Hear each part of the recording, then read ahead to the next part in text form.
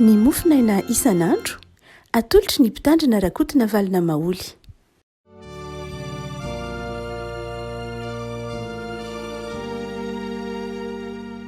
Fanamiravantsika rehetra ry afaka malala tratra ity alatsinainy fa 17 ny volana Jolay ity dia ny mofinainantsika anio dia ny lioka toko faefatra andiny faefatra ambin'ny folo ka hatramin'ny faraika amby telopolo. Lioka toko faefatra andiny faefatra ambin'ny folo ka hatramin'ny faraika amby telopolo. Faraika amby roapolo azafady. Anaran'i Jesoa. Ary Jesoa niverina tamin'ny herin'ny fanamasina naka ny Galili dia niely tamin'ny tany rehetra manodidina ny lazany. Ary izy nampianatra teny amin'ny sinagoga ny olona ka nankalazain'izy rehetra. Dia tonga tao Nazareta izay nahabe azy izy. Ary araka ny fanaony dia niditra tao amin'ny sinagoga tamin'ny andro sabaty izy ka nitsangana hamaky teny. Dia natolotra azy ny boky ny Isaia-paminany. Ary noho namelatra ny boky izy dia nahita ny teny voasoratra hoe fanahin'i Jehovah no atao amiko satria nanositra hitoroteny somy hafaly amin'ny malahelo izy. Naniraka hitoro fandefasana ho an'ny mifatotra izy. Sy fampahiratana amin'ny jamba anafaka izay nampahoriana hitoro taona kasitrahan'i Jehovah. Ary rehefa naoriny ny boky dia naveriny tamin'ny mpanao raharaha dia nipetraka izy. Ary nanika azy ny mason'izay rehetra teo amin'ny sinagoga.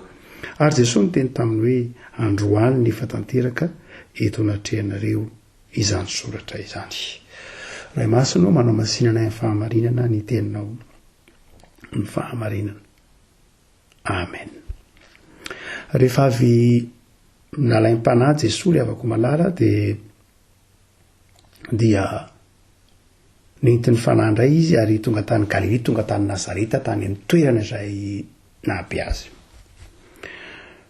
Inona avako malala no raha toa ka atao mifamatotra tsara ny nanomboka eo amin'ny toko 7, toko 4 no ity fianaraka ny lioka ity dia izao ilay tantara. Rehefa avy natao batisy Jesosy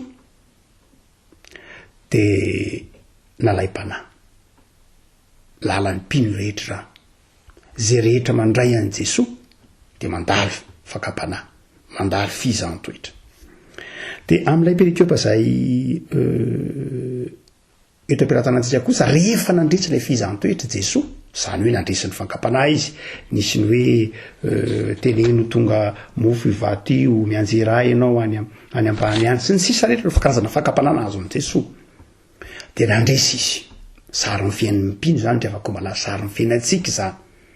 Rehefa mandresy ny fankam-panahy isika, rehefa avy natao batisa isika, mandray an'i Jesosy isika, dia alaim-panahy isika, mandalo fizaham-toetra isika, mazava ho azy izany.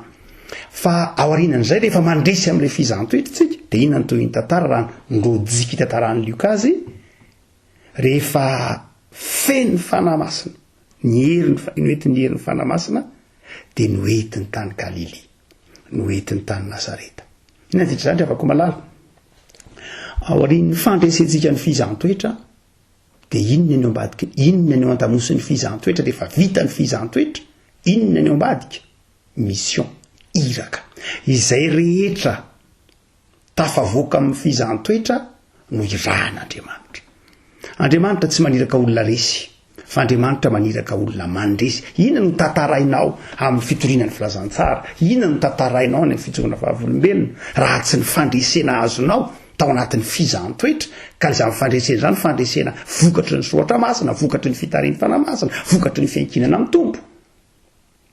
Eto ny afaka malala rehefa avy nandalo izany fankam-panahy ny fizaham-toetra izany Jesosy dia niverina tany amin'ny tanin-drazany ary nijovo vavolombelona. Izay ny dikany hoe tany amin'ny tany nahabe azy izy. Ao amin'ilay toerana ny beazany ny voalohany nijoroany vavolombelona, no isany nijoroany vavolombelona. Tato izany dia afaka malala fa zay rehetra avy mandalo fizaham-toetra, ny ambadiky ny fizaham-toetra iraka, asa, fijoroana vavolombelona. Mandalo fizaham-toetra be izao tontolo izao afaka malala. Na inona fandalovana ny fizaham-toetra. Indray mipimaso ny boky ny Isaia-paminany no afozako anao. Indray mipimaso monja no afozako anao. Fa zao afaka malala. Rehefa rahatrizay afaka mandresy ny fizaham-toetra etsika dia tsy mipetraka akory. Fa inona ataontsika?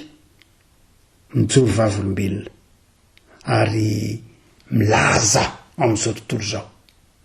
fa fiainana fandresena miaraka amin'Andriamanitra. Fa ny faharoa dia izao rehefa malaza zay resahan'ny Luketo dia niditra tao amin'ny sinagoga tany Nazareta izy tany nahaterahany. Zava-dehibe afaka ilay hoe tany Nazareta Jesosy nanomboka no isan'ny nanomboany. Tany Nazareta izy, tany Galilea izy dia tany Nazareta. Midika ilay inona zay? Midika ilay faka, ilay maha izy azy, ilay fakany. Taiza izy nendoa tany Galilea, taiza izy nendoa tany Nazareta, ilay fakany zany, ilay tsy fanadinoana, ilay faka. Afaka malala ny anankiray amin'izay ataontsika hoe malagasy atsika, dia tsika manana ny faka izay ireharehantsika, ny tenintsika, ny fombantsika, ny tantarantsika, ny mahaisika atsika, faka zany ry avako malala. Ary zany faka zany mila mandray ny filazantsara. Izany faka izany dia mila vontosana ny filazantsara. Izany faka zany. Ary zay nandanan'i Jesosy tany Nazareta. Mba ho vonto ny filazantsara lay faka. Ahoana kosa moa diso anjary Nazareta. Nazareta ngeny nahaterahany. Nazareta ngeny nikoloana azy. Ahoana no diso anjara filazantsara amin'i Jesosy zany. Dia tonga tany amin'ny azy izy. Zany dia afaka malala aza donoina mihitsy fa ny filazantsara tsy mamotika ny faka akory fa mampiorina azy ary. Mazava ho azy mety misy faka, mety misy tantara, mety misy toetra, mety misy fomba, mety misy finoana mifanohitra ny zoatra masina, zay ekena. Rehefa fanohitra ny zoatra masina dia ajanona mazava ho azy. Zany ndraiky io ve moa dia mbola mety kelitra. Fa izao rehefa ko malala lay faka mahainao anao, lay are-pasoavana, lay sotoavina, dia izao amafisy ny filazantsara rehefa mifanaraka amin'ny sitrapon'Andriamanitra. Inona moa no maharatsy ny fifankatiavana, inona maharatsy ny fanajana ray aman-dreny, inona maharatsy ny fitiavan-tanindrazana, inona maharatsy ny fiarovana ny tontolo iainana. Zany rehetra dia jerena ao anatin'ny fanahin'ny filazantsara. Azadona ny afaka malala fa sarobidy amin'i Jesosy ny faka. Fa ny fahatelo dia izao ny afaka malala hoy lioka hoe dia dia nakany Nazareta izy dia inona ny toritenin'i Jesosy ny afaka malala. Na inona zavatra nolazain'i Jesosy rehefa nitoroteny izy dia boky Isaia mpaminany ny raisiny hitantsika amin'ny andininy voalohany sy faharoa amin'ny Isaia 1:20 moa izy io izay misy miova kely izy amin'ny dika teny. Tsy izay ny zava-dehibe akory eto fa izao ny olona rehefa nandalo fizahn-toetra ho tsika dia tsy manadiny maha izy azy velively mihitsy akory zay olona avy nandalo fizahn-toetra, zay rehetra olona avy nandray anjera tompo sy mpamonjy azy dia tsy anadiny mihitsy ny sotoavina zay maha izy azy ka mifanaraka amin'ny sitrapon'Andriamanitra zany. Fa izao rehefa ko malala irahin'Andriamanitra hitory fampahirezana izy. Toriteny soa mahafaly. Raha misy olona avy nandalo fizahn-toetra rehefa ko malala dia ny andrasana amin'izy ireny dia ho mpampahiry izy. Ianao nge avy nandalo fizahn-toetra dia mandana mpahirezy zay mbola ao anaty fizahn-toetra. Hoy izy manao hoe nanositra hitoriteny soa mahafaly amin'ny malahelo izy. Amin'ireo sahirana, amin'ireo mijaly, amin'ireo mangiry firy, andana mpahirezo izy.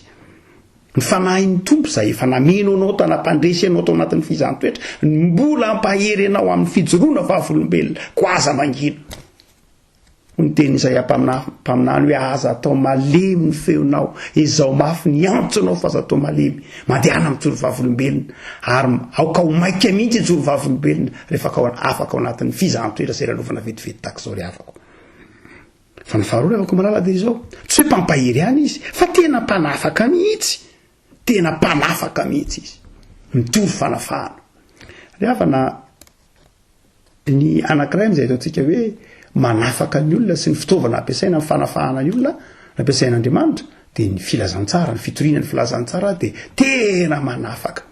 Teo amin'ny tantaran'izao tontolo izao rehefa ko malala tamin'ny fitoerana rehetra izay nitoriana ny filazantsara dia ny fifoazam-panahy, fifoazan-tsaina, fifoazam-piarahamonina ka nanilika ny zioga maro isan-karazany, na zioga ara-panahy io, na zioga politika io, na zioga ekonomika io, na zioga inona, na zioga inona, raha vantany voatoriana ny filazantsara dia misy fahazavan-tsaina dia manilika n'izany zioga zany ny olona izay afaka. Tahaka io zany rehefa ko malala fa amin'ny toerana moa ny apôstôly Paoly amin'izay toerana misy ny fanahy masina io no misy ny fahafahana. Ary amin'ny toerana rehetra izay asan'ny mpanompon'Andriamanitra nandalo fizahn-toetra ka mitory ny filazantsara ny fahafahana dia izao rehefa ko malala teraka ho azy ny etaeta-pahafahana. Etaeta-pahafahana anilika ny zioga maro isan-karazany. Io tsy voatery zioga politika ihany fa mety ny ziogan'ny fantrana, ny ziogan'ny ny aretina zany rehetrany dia andrasana aminao zay voavy nandalo fizantoetra. Fa ny farany dia inona koa ry havako malala ho tsika hoe tsy mpampahery ihany izy, mpanafaka ihany izy, fa izao koa ry havako malala mitory ny taona kasitrahan'i Jehovah. Inona milaza an'izany ry havako malala? Mampitodika ny olona amin'Andriamanitra mandrakariva. Ny olona rehefa avy nandalo fizantoetra dia tsy mampitodika ny olona amin'ny herin'ny tenany fa mampitodika ny olona amin'ny herin'Andriamanitra. Eto magana dia manazava an'izany hoe mampitodika ny olona amin'Andriamanitra dia nisy tantara kely tantarainao ampianarana sekoly alahady izay. Ilay maka ozy Rakoto ny anaran'ilay mpamily fiarakodia. Dia Rakoto mpitondra nytony fiarakodia vaventy sy ny remorque ny filazantsika azy. Dia nitondra an'ireny fiarakodia vaventy mpitaona entan'ireny Rakoto lava dia lava amin'ny taonina polony maro ny lanjany. Dia nandeha tamin'ny lalana anankiray izay efa mahazatra azy izy. Andeha hamonjy sambo anatitra entana ho entina any amin'ny sambo Rakoto miaraka amin'ny camion sy ny entana ao anatin'izany. Kanjo nisy déviation. Tapaka ilay lalana dia voatery tsy maintsy nisy déviation na nisy fivilian-dalana tsy maintsy natao.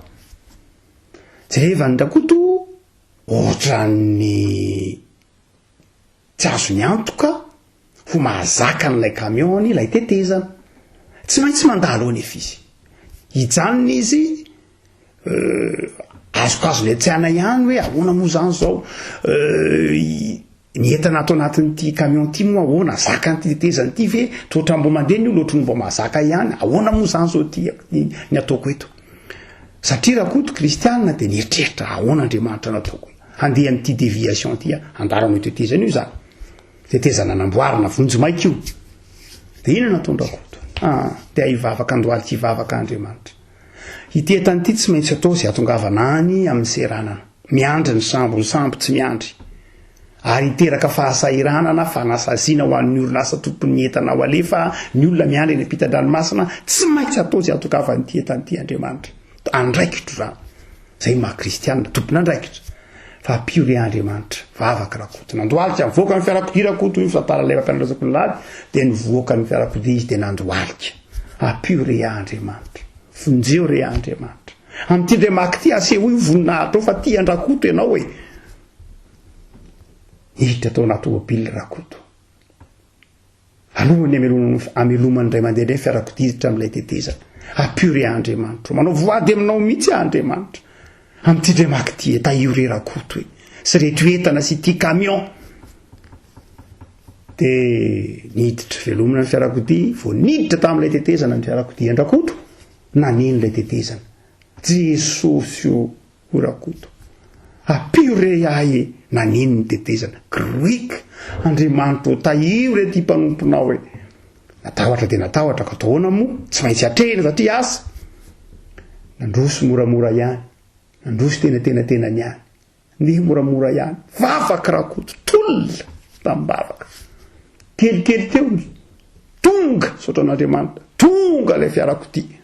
Afaka soma tsara. Vao tafita teo izy Rakoto. Manontany an-Rakoto.